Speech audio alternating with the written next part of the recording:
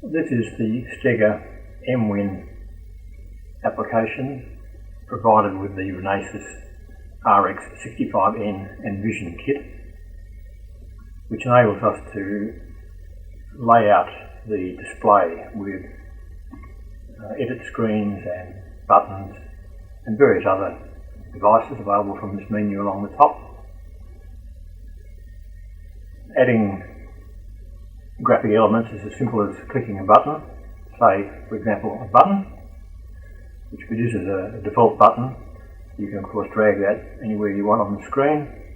You can resize it by dragging, and you can right click it and add text and set the font. And of course if you want the size and position of each button to be consistent, such as in this row here, you can actually edit the details down here with the X and Y position, X and Y size. Just a matter of clicking on them and changing the number.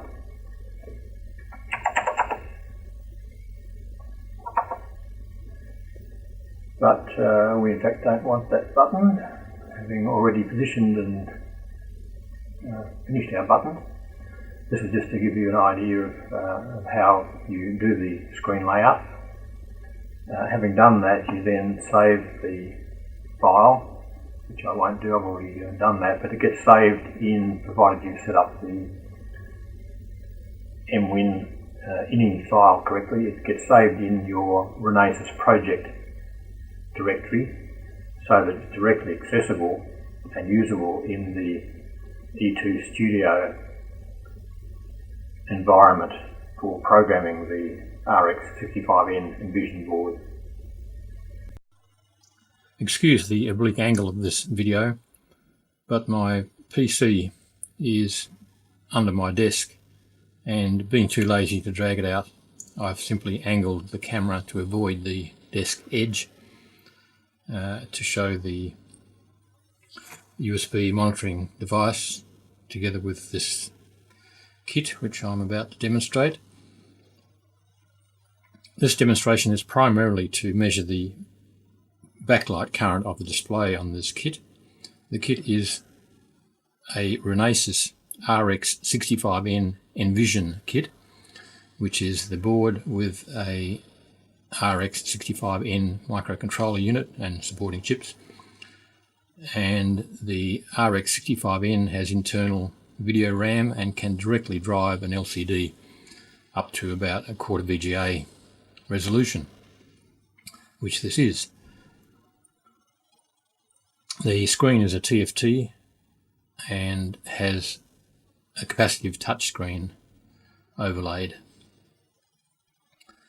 So firstly, I just want to quickly demonstrate the responsiveness of this little kit and the touchscreen by swiping my finger across the buttons.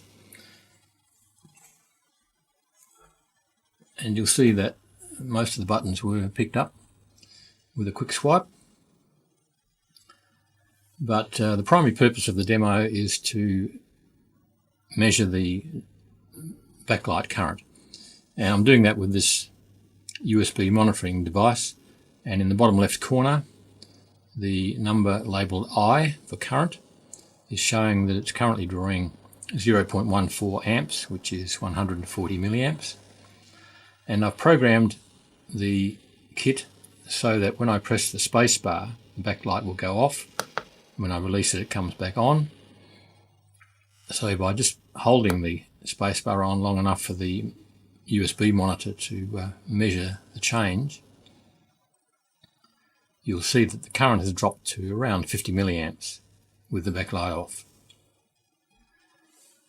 And the reason I'm doing this is to investigate whether this kit could be used for a battery operated device by turning off the backlight and putting the processor to sleep between bouts of activity. And given that the microprocessor in sleep mode draws probably just microamps, at this stage that's looking like a feasible proposition.